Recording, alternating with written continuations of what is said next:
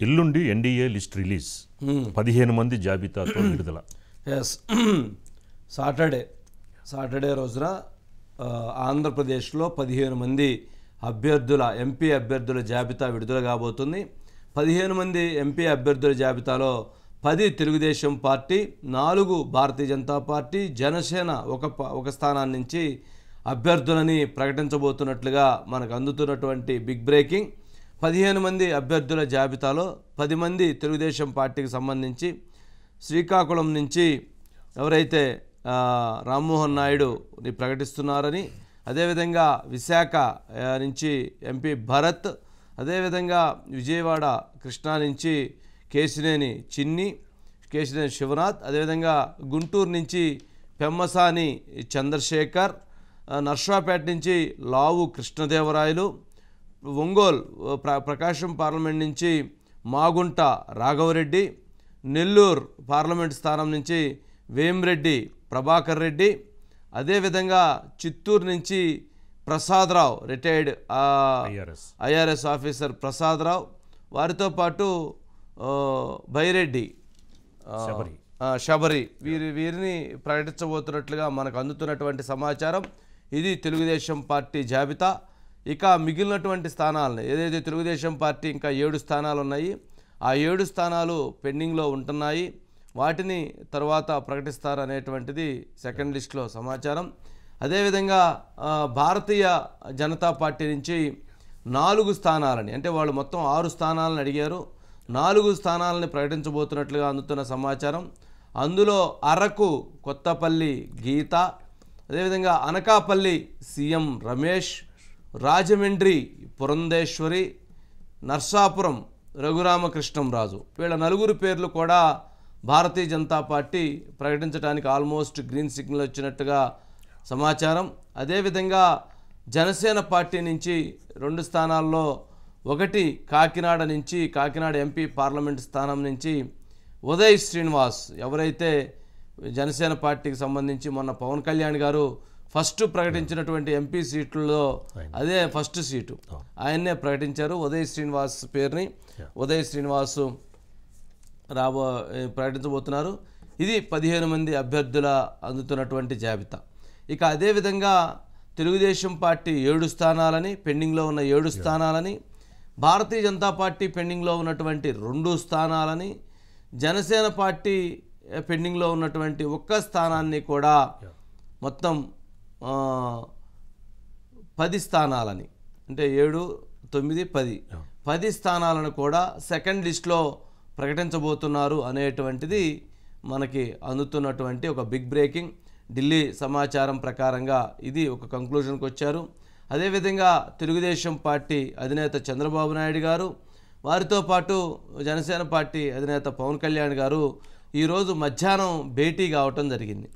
ఈ భేటీలో కూడా ఈ స్థానాలకు సంబంధించినటువంటి చర్చ, ఈ స్థానాలకు సంబంధించినటువంటి ఒక కార్యాచరణ, ఈ స్థానాలకు సంబంధించినటువంటి అభ్యర్థుల యొక్క బలాబలాలని, ఢిల్లీ నుంచి చెప్పినటువంటి అంశాలను కూడా వారు చర్చించుకున్నట్లుగా మనకి అందుతున్నటువంటి సమాచారం. లోపల మనం వినలేదు, మనకి తెలవదు, కానీ ఇప్పుడు జరుగుతున్నటువంటి ఎన్నికల ప్రక్రియలో సీట్ల అంశము, అభ్యర్థుల ఎంపిక తప్ప మిగిలినటువంటి అంశాల గురించి మాట్లాడుకునేటువంటి అవకాశాలు ఉండవు అన్నటువంటిది కూడా వాస్తవం. కావున ఇది వారి మధ్య జరిగినటువంటి చర్చల సారాంశంగా చెప్తున్నారు. ఇక ఏదేమైనా మొత్తంగా ఇప్పుడు 10, 14, 15 స్థానాల అభ్యర్థులని ఎల్లుండి ప్రకటించబోతున్నారు. ఇప్పటికే భారతీయ జనతా పార్టీ ఈరోజు 9 స్థానాల్లో తమిళనాడుకు సంబంధించినటువంటి అభ్యర్థులను ప్రకటించారు.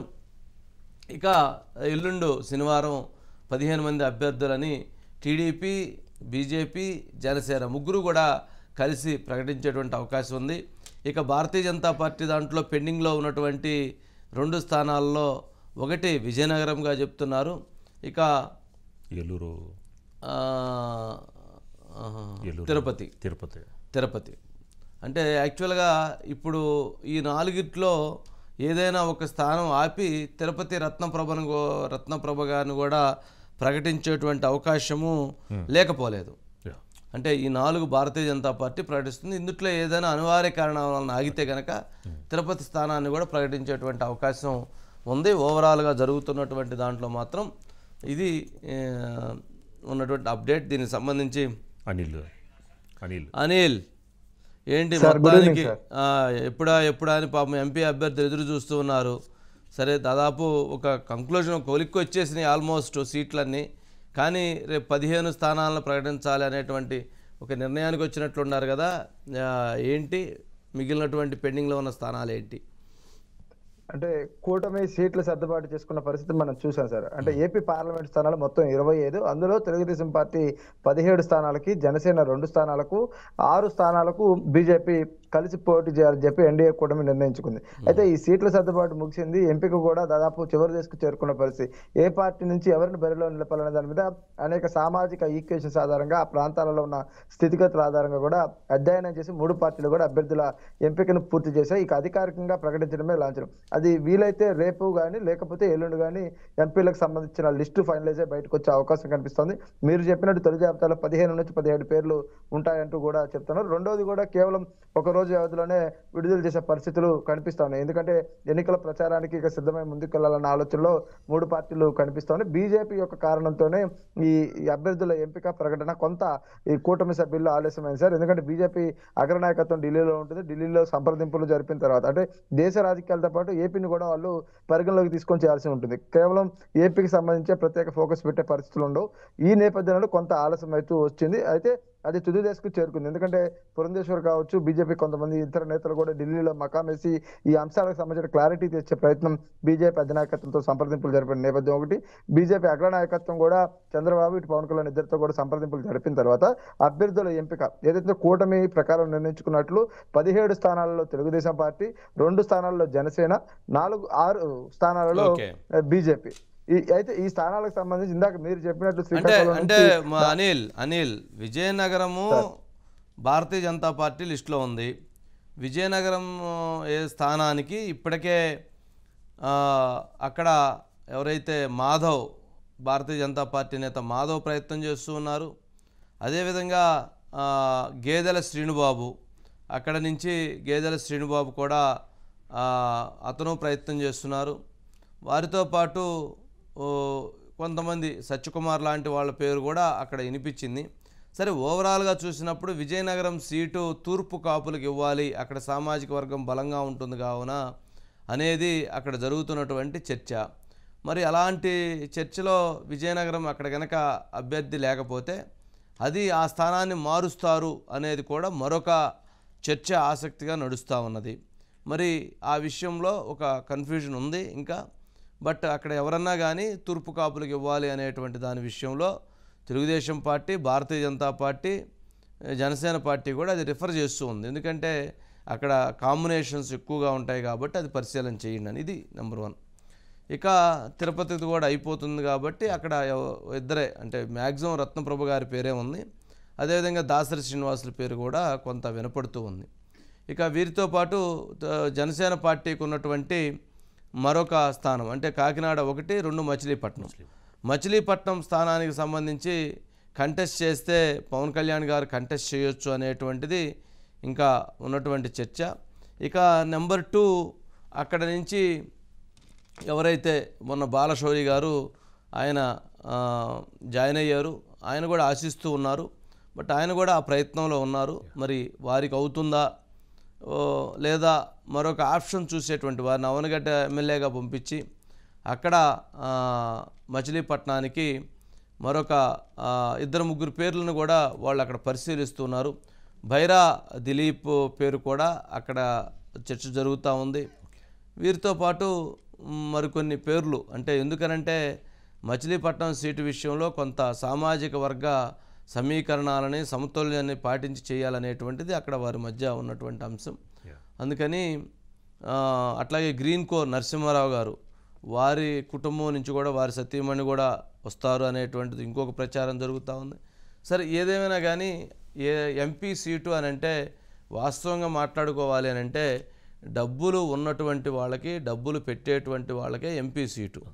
ఎమ్మెల్యే సీటు విషయంలో కొంత ఫ్లెక్సిబిలిటీస్ ఉన్నాయి కానీ సరే డబ్బులు లేకపోయినా ఎంతో కొంత ఉంటే మిగిలిన పార్టీ ఇస్తుంది, గెలిచేటువంటి అభ్యర్థి అయితే చాలు అనుకుంటున్నారు. కానీ ఎంపీ విషయంలో మాత్రం నువ్వు ఎన్ని బ్యాగులు ఇస్తావు, నువ్వు ఎంతమంది అభ్యర్థికి ఒక్కొక్క అసెంబ్లీలో ఉన్న పార్లమెంటు పరిధిలో ఉన్నటువంటి 7 అసెంబ్లీ అభ్యర్థులకి మీరు ఎంత ఇస్తారు, మీరు ఎంత ఖర్చు పెట్టగలుగుతారు, పార్టీకి ఎంత ఇస్తారు, పార్టీకి మీరు ఏ రకంగా సహాయపడగలుగుతారు అనేటువంటి ఆధారంగా బేస్ చేసుకొని అభ్యర్థుల ఎంపిక ప్రక్రియ అన్ని పార్టీలలో జరుగుతుంది అన్నటువంటిది వాస్తవం. మనం దీంట్లో మనం అలా ఇలా అని అనటానికి లేదు.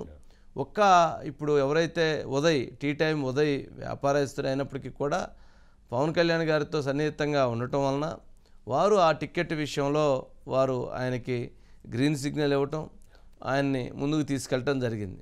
మిగిలినటువంటి చాలా నియోజకవర్గాల్లో మాత్రం ఓన్లీ క్యాష్ అనే దాని మీద క్యాష్ కొట్టు క్యాండిడేట్, క్యాష్ కొట్టు సీటు పట్టు, క్యాష్ కొట్టు సీటు పట్టు.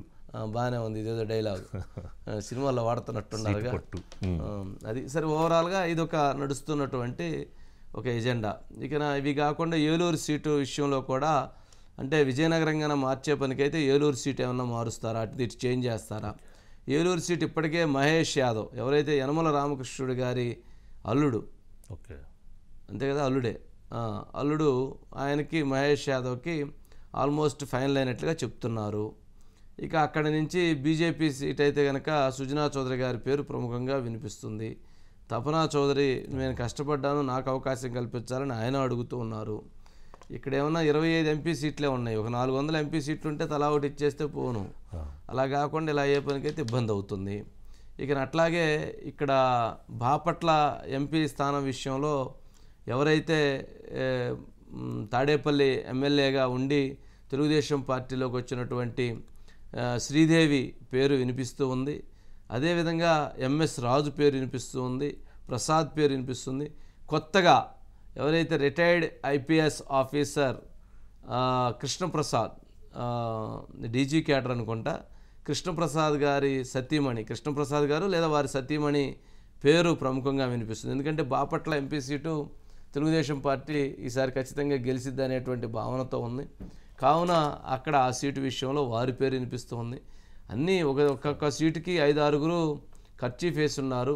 మరి ఎవరి బరువును బట్టి వారి సీట్ అనేది ప్రధానంగా వినిపిస్తున్నటువంటి మాట. ఇది వైఎస్ఆర్సీపీ పార్టీ అయినా అంతే, తెలుగుదేశం పార్టీ అయినా అంతే. బీజేపీ పార్టీ కొన్ని కోణాల్లో కొన్ని పరిస్థితులను బట్టి వాటిని ఈక్వేషన్స్ చూస్తారు అనుకుంటా. బట్ కాంగ్రెస్ పార్టీ మాత్రం ఇప్పుడు ఇక్కడ తెలంగాణలో ఇచ్చినటువంటి దాంట్లో అది ఒక ప్రామాణికంగా తీసుకున్న, మన రాజ్యసభకి ఇచ్చినటువంటి దాంట్లో చాలా చిన్నవాళ్ళకి డబ్బులు లేనటువంటి వాళ్ళకు కూడా ఇచ్చి ఆశ్చర్యపరిచారు. సరే, ఇవన్నీ జరుగుతున్నాయి. అనిల్, ఏంటి మరి మిగిలినటువంటి వాళ్ళు ఎవరెవరు? రాజంపేట ఎవరు, హిందూపురం ఎవరు, అనంతపురం ఎవరు? దాదాపు లిస్టులు అయితే ఫైనలైజ్ అయిపోయినాయి సార్. ఎందుకంటే అభ్యర్థుల ఎంపిక సామాజిక ఈక్వేషన్స్ ఆధారంగా కూడా ఆల్రెడీ ఫైనల్ చేసి నోట్ చేసి పెట్టుకున్నారు. ప్రకటన మాత్రమే తరువాయి. 3 పార్టీల మధ్య 1-2 సీట్ల విషయంలో తర్జన భర్జన జరుగుతుంది. ఒకటి విజయనగరం, ఇది ఈ నియోజకవర్గానికి ఖచ్చితంగా తూర్పు కాపులకే ఇవ్వాలి సామాజిక ఈక్వేషన్స్ ప్రకారం. ఎందుకంటే ఆ ప్రాంతాల్లో తూర్పు కాపుల ఇంపాక్ట్ ఎప్పటి నుంచో కూడా తూర్పు కాపులు గెలుస్తూ వస్తూ ఉన్నారు. ఏ పార్టీ అయినా కొంత ఈక్వేషన్స్ పరంగా ఆ సామాజిక వర్గానికి సంబంధించిన వ్యక్తికి అనేది 3 పార్టీల ఏకాభిప్రాయానికి అయితే వచ్చాయి. ఆ అభ్యర్థి విషయంలో ఎవరైతే బాగుంటుంది అన్న మీద కొంత రకరకాల ఈక్వేషన్స్ నడుస్తున్నాయి. బీజేపీ సీనియర్ నేత మాజీ ఎమ్మెల్సీ మాధవ్ ఆ స్థానాన్ని కోరుతున్నప్పటికీ కూడా అక్కడ ఉన్న ఈక్వేషన్స్ ప్రకారం ఆయన శక్తి సామర్థ్యాలు సరిపోతాయా అనేది ఒకటి, ఆర్థికపరమైన అంశాలు కూడా ఇక్కడ ముడిపడి ఉండటంతో కూడా ఈ 2 కోణాల్లో ఆలోచిస్తున్నారు. అయితే తూర్పు కాపులు ఇంపాక్ట్ ఖచ్చితంగా ఉత్తరాంధ్రలోను కోస్తా జిల్లాలో కూడా కొంత ఉండే అవకాశం ఉండడంతో కూడా ఈ సీట్ల సర్దుబాటులో ఆ సామాజిక వర్గానికి ప్రాధాన్యత ఇవ్వాలనే ఆలోచనకు వచ్చారు. ఎందుకంటే అధికార వైసీపీ కొంత ఆ కమ్యూనిటీకి ప్రాధాన్యత ఇస్తూ వచ్చింది. స్ట్రాంగ్ లీడర్స్ కూడా ఆ కమ్యూనిటీలో ఉన్నారు. ఈ నేపథ్యంలోనే విజయనగరం సీటు పైన కొంత తర్జన భర్జన జరుగుతోంది. ఏలూరు సీటుకు వచ్చేసరికి పుట్టా మహేష్ యాదవ్ కి దాదాపు కన్ఫామ్ అయిపోయినట్లు పార్టీ వర్గాల ద్వారా తెలుస్తాం సార్. ఇక్కడ పెద్దగా చర్చ కూడా జరగట్లేదు. ఇక ఇందాక మీరు చెప్పినట్లు రాజమండ్రి విషయంలో పురంధేశ్వరి గారు పేరు ఫైనలైజ్ అయినట్టు కూడా చెప్తున్నారు. ఇక రాజంపేటకొచ్చాలకే సుఖవాసి బాలసుబ్రహ్మణ్యం. గతంలో కూడా ఆయన తండ్రి ఆ ప్రాంతానికి ఎంపీగా చేసిన నేపథ్యం ఉంది. తెలుగుదేశం పార్టీలో సీనియర్ నాయకులు బలిజ సామాజిక వర్గానికి చెందిన వ్యక్తిగా ఉన్నారు. అతని పేరును ఫైనలైజ్ చేసింది. మొదట రాజంపేటను బీజేపీ కోరినా చివరికి ఆ స్థానాన్ని వదులుకుంది. అయితే ఇక హిందూపురం సీటుకు వచ్చేవాళ్ళకే బీజేపీ, టీడీపీ మధ్య కొంత చర్చలు నడుస్తా ఉన్నాయి. హిందూపురాన్ని ఎవరైతే ఉన్నారో పరిపూర్ణానంద స్వామి ఒకరు, తర్వాత బీజేపీలో ఉన్న సత్యకుమార్ ఇద్దరు కూడా ఆశపడుతూ ఆసక్తిని చూపిస్తున్నారు. అగ్రనాయకత్వం వద్ద ప్రతిపాదనలు పెట్టారు. కానీ ఈ సీటును బీజేపీకి ఇస్తే ఈ ప్రాంతంలో దాదాపు 3 లక్షల ఓట్లు మైనారిటీ ఓట్లు ఉన్నాయి. 2 లక్షలకు చేంజ్ పైనే. అయితే ఈ సామాజిక వర్గం ఓట్లు చాలా కీలకం. ముస్లిం మైనారిటీస్ బీజేపీని కనుక వ్యతిరేకిస్తే ఆ పార్లమెంట్ లో ఉన్న అసెంబ్లీ స్థానాల పైన, అదే విధంగా పార్లమెంట్ పైన కూడా ఇబ్బంది పడే పరిస్థితి. హిందూపురం అనేది తెలుగుదేశం పార్టీకి కొంత కంచుకోటగా ఉంది. ఎప్పుడు కూడా గెలుస్తూ వచ్చిన నియోజకవర్గం. హిస్టరీలో కూడా తెలుగుదేశం పార్టీకి అవకాశాలు ఎక్కువ ఉన్నాయి. అయితే ఈ నేపథ్యంలో అక్కడ నుంచి తెలుగుదేశం పార్టీ అభ్యర్థినే బరిలో నిలపాలనేది కూటమి యొక్క ఆలోచనగా కనిపిస్తుంది. ఈ అంశం పైన ఇందాక మనం చెప్పుకున్న మైనారిటీ ఈక్వేషన్స్ పైన కూడా బీజేపీ, జనసేన, టీడీపీ మధ్య చాలా లోతైన చర్చ నడిచింది. ఆ చర్చల ఆధారంగా టీడీపీ పోటీ చేస్తేనే బాగుంటుందనే అభిప్రాయానికి వచ్చారు. ఇక మచిలీపట్నం నుంచి ఎవరు పోటీ చేయాలనేది జనసేన ఇంకా డిసైడ్ కాలేదనేది ఒక చర్చ. తర్వాత కొన్ని అసెంబ్లీ సీట్లకు సంబంధించి కూడా మార్పులు చేర్పులు అయితే కోరుతున్నట్లు కూడా తెలుస్తాం సార్. ఎందుకంటే బీజేపీలో ఈసారి కూటమి ఏర్పడడంతో కూడా పోటీకి ఆశావాలు చాలా మంది. అధికార పార్టీకి ఎంపీలు కొరత, ఎమ్మెల్యేల కొరత స్పష్టంగా కనిపిస్తుంది. కానీ ఈ కూటమికి ఒక ఇందాక మీరు చెప్పిన ఒక ఎస్సీ రిజర్వ్డ్ ఉన్న బాపట్ల స్థానానికి 5 నుంచి 6 పోటీ పడతా ఉన్నారు. అయితే ఈ స్థానం విషయంలో కూడా టీడీపీ కొంత సామాజిక వర్గం పరంగా చూస్తే ఎస్సీ మాదిక వర్గానికి చెందిన వ్యక్తులకు ఇవ్వాలనేది ఒక ఆలోచన. మీరు చెప్పినట్లు ఎంఎస్ రాజు పేరు, ఉండవల్లి శ్రీదేవి పేర్లే ప్రముఖంగా ఈడ ఉన్నాయి. ఖచ్చితంగా దీని మీద కూడా నిర్ణయం అయిపోయింది అనేది ఒక వాదన కనిపిస్తా ఉంది. ఇక చిత్తూరు ఎంపీ ఇప్పటికే వరప్రసాద్ పేరు కూడా ఫైనలైజ్ చేసేశారు, ఐఆర్ఎస్ మాజీ అధికారి పేరుని. ఇక కేవలం తిరుపతి ఎంపీకి సంబంధించి రత్నప్రభ లేకపోతే ఆయన కుమార్తె పేరు కూడా పరిశీలనలు చేస్తారు. ఎందుకంటే మొదట ఆమె కుమార్తెని తెలుగుదేశం నుంచి కూడా, ఎందుకంటే వారి బంధువులంతా కూడా టీడీపీతో అసోసియేట్ ఉన్న గతంలో సత్యవేడికి ఎమ్మెల్యేగా చేసిన నేపథ్యం ఉంది. ఎవరైతే రత్నప్రభ గారి కుమార్తెనిచ్చిన ఇంటి నేపథ్యం. ఈ నేపథ్యంలోనే ఆమె పేరుని మొదట తెలుగుదేశానికి ప్రపోజల్ వచ్చింది. కానీ ఇప్పుడు బీజేపీతో అలయన్స్ కన్ఫర్మ్ అయినాక గతంలో రత్నప్రభ గారు అక్కడ పోటీ చేశారు కాబట్టి తిరిగి ఆమెకు అవకాశం ఇస్తే బాగుంటుంది అనే చర్చ జరుగుతోంది. ఆ కోణంలో అక్కడ జరుగుతుంది. దాదాపు ఎంపీ సీట్ల పైన కసరత్తు అయితే పూర్తయింది. 1-2 స్థానాల పైన కొంత ఏదైతే ఏ క్యాస్ట్ ని బరిలో నిలపాలనే దాని మీద మాత్రమే ఉంది.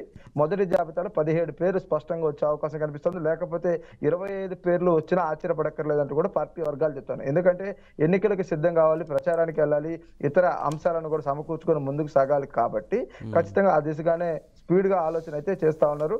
బీజేపీ అంశం ఒక్కటి ఉండడంతో కొంత ఆలస్యం అవుతూ వచ్చింది సార్. రైట్. ఏంటి వాళ్ళ